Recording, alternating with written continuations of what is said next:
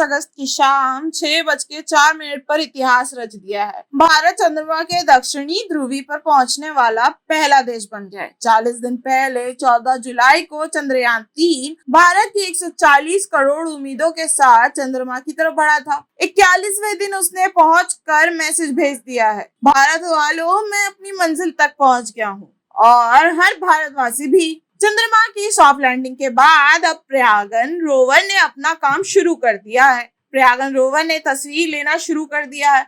देश के सामने पहली तस्वीर आ गई है। गुरुवार सुबह इसरो ने गुड न्यूज दी है। बताया है कि लैंडर प्रज्ञान रोवर नीचे उतरा और भारत ने चंद्रमा पर सैर करना शुरू कर दिया। यानी अगले 14 दिन तक प्रज्ञान के जरिए चंद्रमा के बारे में जानकारी जुटाई जाएगी। चंद्रमा के बारे में आप कल से भारतीय मीडिया में खबरें सुन ही रहे होंगे, लेकिन आज हम आपको विदेशी मीडियाओं के बारे में बताएंगे कि उन्होंने चंद्रयान को लेकर क्या बोला। ब्रिटिश खबर द गार्डियन लिखता है कि चांद के दक्षिणी ध्रुव के पास लैंडर उतरकर भारत ने वो कारनामा कर दिखाया जो अब तक कोई नहीं कर पाया है। खबर लिखता है कि इसके साथ ही भारत अब एक स्पेस पावर बन गया है। खबर ने लिखा कि जैसे जैसे चंद्रयान की चांद पर उतरने की तारीख नजदीक आ रही थी और लोगों में इसे लेकर घबराहट बढ़ रही थी, इसकी सफलता के लिए मंदिरों और मस्जिदों में खास प्रार्थना सभाएं आयोजित की गई।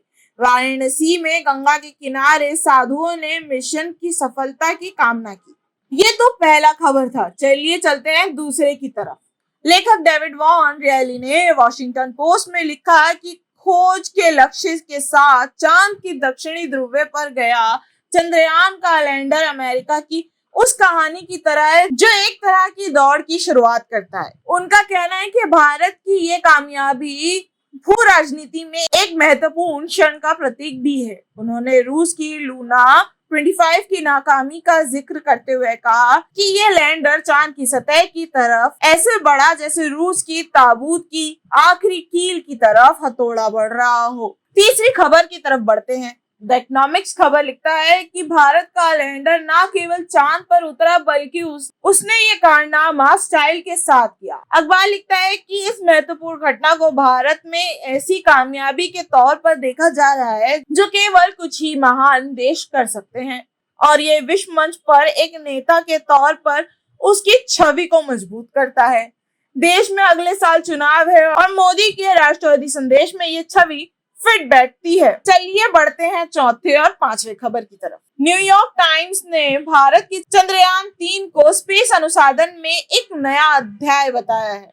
इस लेख को जापान टाइम्स ने भी छापा है। अखबार लिखता है कि भारतीय नेता कि एक ऐसे बहुद्रव्य वैश्विक ऑर्डर के पक्ष में बात कर रहे हैं जिसमें भारत की अहम भूमिका होगी। अखबार ने लिखा, दुनिया की सबसे बड़ी आबादी वाले इस देश की सरकार एक तरफ लोगों की आम जरूरतों को पूरा करने के लिए संघर्ष कर रही है तो दूसरी तरफ देश की मोदी सरकार का संदेश स्पष्ट है। नेतृत्व की भूमिका भारत लेगा तो दुनिया एक न्यायपूर्ण जगह होगी।